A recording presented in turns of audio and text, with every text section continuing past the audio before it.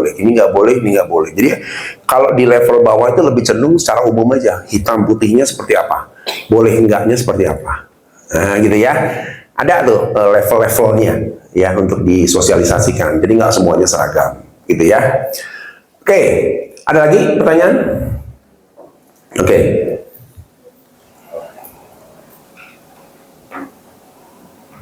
Sorry Pak Andre, tadi bahas mengenai jenis fraud ya. Generally speaking kan fraud itu ujung-ujungnya masalah kerugian material yang dihadapi oleh perusahaan. Tapi sebagai seorang leader atau manajer lah ya, kejadian fraud tidak selalu berhubungan sama kerugian material. Tapi a fraud is just a fraud, ya kan? Nah, yang saya mau tanya ke Pak Andre itu harusnya treatmentnya bagaimana ya berhubungan dengan sanksi. Mungkin kalau saya lihat dari impact terhadap material terhadap perusahaan mungkin tidak ada, tapi terhadap posisi saya sebagai penanggung jawab, saya ada rasa loss of trust. Saya ambil, tapi saya ngomongin jadi berbelit ya Pak. Saya straight to the point aja lah. Misalnya paraf atau tanda tangan saya dipalsuin, itu gimana fraudnya? Nah, mungkin secara material it doesn't affect, tapi as a manager saya rasa kok dia udah berani sekali ya memasukkan saya punya paraf. Itu misalnya, itu gimana Pak in your experience? Oke, terima kasih Pak ya, 200.000. Saya akan coba membahas dari sudut pandang HR ya, SR ya, Human Resources ya. Jadi sebenarnya kalau kita lihat gradasi ya, gradasi yang paling tinggi yang berkaitan dengan entah itu kelalaian, pelanggaran, kinerja rendah dan sebagainya. Yang paling tinggi itu ukurannya adalah kinerja. Yang paling bawah itu sudah jelas fraud, gitu ya. Di tengah-tengah ini gradasinya banyak nih. Contoh ya, kalau kita bicara kinerja rendah, tidak pernah ada orang yang bisa dipecat karena kinerja. Nggak ada aturan legal labornya, nggak ada tuh.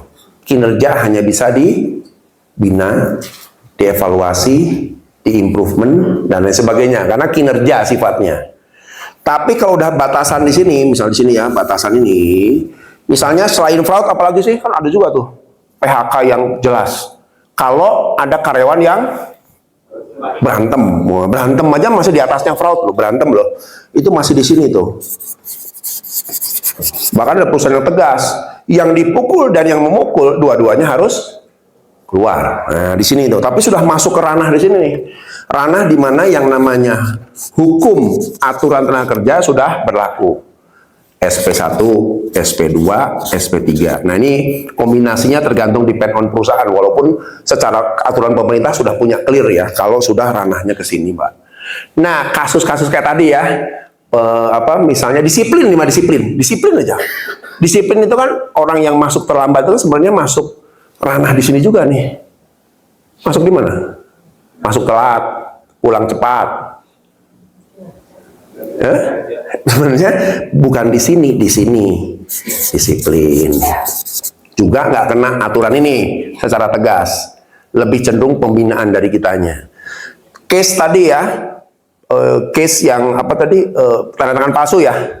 Nah pertanyaan saya, dia sebelumnya mendapat otoritas nggak boleh dalam event tertentu menggunakan tanda tangan Bapak? Nah kalau itu bisa jumping ke sini. Tapi kalau Bapak pernah, nanti kalau aku nggak ada, bisa kan tanda tangan gini loh caranya. Ada loh atasan yang begitu. Ada yang begitu. Ya, jadi akhirnya, wah ini bablas, ini bahaya ini. Saya pernah ngalamin kasus begitu. Saya terselidiki. Pak, ini kok anak bawah bisa gambarnya bisa persis seperti ini. Ya nggak tahu, tapi lama saya curiga nih manajernya. Saya tanya. Iya sih dulu pernah 2 kali karena saya luar kota, buru-buru saya minta dia tanda tangan, berarti salahnya dia, masuknya di ranah sini. Tapi kalau Bapak belum pernah ngasih otoritas boleh pakai tanda tangan, langsung masuknya bisa jumping ke sini. Jadi batasan-batasan ini yang sini Pak, Yang sini ya. Ini abu-abu memang, ya. Makanya perlu diterjemahkan. Kalau nanti kita bicara tentang anti fraud, itu terjemahannya ini sama ini, Pak. Menerjemahkannya harus clear. Tapi kalau sini memang sudah jelas ya, kalau namanya kinerja, kelalaian, lupa, apalagi kerjaan nggak beres, itu hanya bisa di sini nih. Hanya masuknya paling di mentoring, coaching, apalagi konseling, nah, masuknya ini. Gitu Pak, kira-kira batasan-batasan itu. Ini dari pandangan saya sebagai HR Pak selama ini. Kalau seperti itu, ya. Tapi kalau udah yang bawah nggak ada ampun. Pencurian misalnya, pencurian yang dulu saya pernah kerja di perusahaan tas, banyak hilang Pak. Yang ngambil siapa? Satpam. Ya kan? Dia yang ngecek, dia yang ini, dia ambil, waduh, puyeng tuh. Nah, kayak begitu udah nggak ada ampun. Langsung PHK, langsung PHK, langsung PHK. Nah, kebijakannya harus clear dulu Pak, dari atas saya harus clear. Supaya ketika kita ngambil keputusan, itu sudah stated bahwa itulah aturan main di kita. Jadi siapapun orangnya, ajarkan ini dulu, disosialisasikan. Ya, jadi batasnya nggak membingungkan. Gitu Pak, saran saya Pak. Mungkin bukan human resources itu gini Pak. Human resources itu memang secara prinsip dia bicara SDM.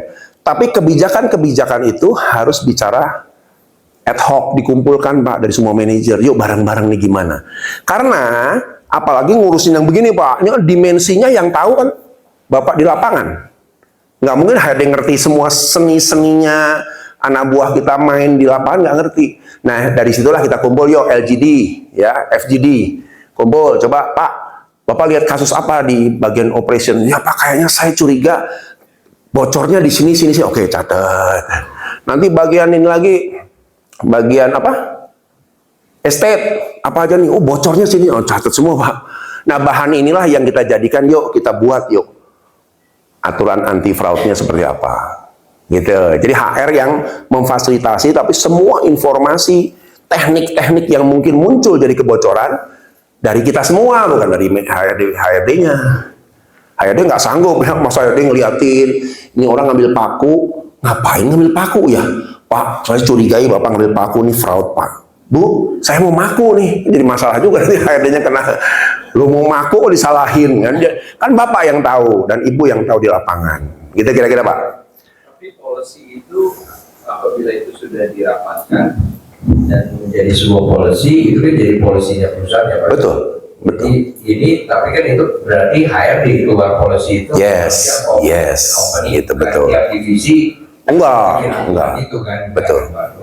Tiap divisi itu hanya di forum FGD, fokus grup, mengumpulkan informasi, jadi kebijakannya didokumentasikan oleh HR, disetujui oleh pimpinan. Nih, project anti fraud kita, ini program anti fraud kita. Nah, gitu Pak, kira-kira polanya, ya.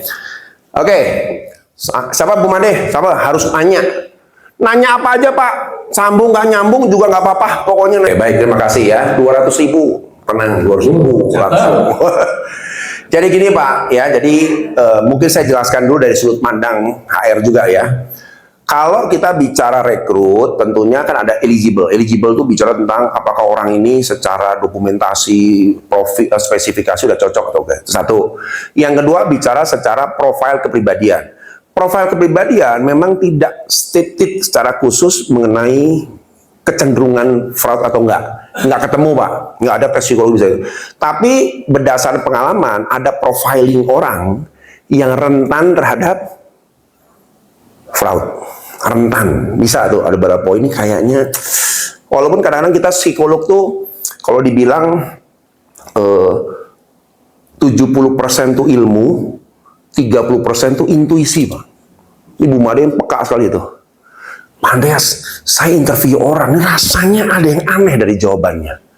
Kita diskusi, lihat alat tes, bener ketahuan. Nah, intuisi itulah yang bisa jadi dasar kita untuk mengevaluasi orang per orang. Tapi kalau dari bener enggaknya belum tentu Pak. Ya, yang harus dilakukan apa? Bukan stop di psikotes. Psikotes lolos, yaitu kita ada masa namanya apa? Probation 3 months. Yang saya bilang tadi, Jangan merekrut anak buah terus dibiarkan berkeliaran. Tugas kita ngamatin. Minta anak buah yang coba cek ngapain sih tuh hari tuh. Dia ngapain depan komputer dari tadi? Bukannya harusnya ke lapangan. Nah bisa tuh minta teman-teman ini untuk cross check. Atau kita cek sendiri, atau kita panggil sendiri. Karena biasanya 3 bulan tuh masa orang kalau bertahan tuh akan muncul behavior-behavior yang aneh. Oh ini kayaknya ada sesuatu deh ini. Nah, mulai kelihatan ya. Mungkin masih hanya intuisi kita sebagai pimpinan, tapi coba kumpulin data, bener nggak sih perilakunya seperti ini? Ya, bisa nggak orang 3 bulan bertahan untuk kelihatan sebagai orang normal? Bisa nggak? Bisa, tapi kalau kita peka, ada bocoran-bocoran perilaku yang sudah muncul. Lebih jauh lagi, ya makanya banyak perusahaan sekarang probation 3 bulan, lalu kontrak. Itu gunanya juga sama tuh Pak, karena 3 bulan nggak cukup katanya. Oke, berarti saya harus panjang dulu nih, entah 6 bulan, entah setahun untuk melihat bener-bener. Tapi sekarang masalahnya, karena kita nggak punya evaluasi yang ketat dalam 6 bulan, 2 setahun, nanti akhirnya nanya, Pak gimana anak buah kemarin, diangkat nggak jadinya? Oke nggak Pak jadi karyawan tetap? Wah sebentar ya, yang mana ya, bagus nggak ya? Wah mulai itu kancing. Bagus enggak, bagus enggak, bagus, oke, langsung masuk aja. Oke, bagus Pak ya, oke.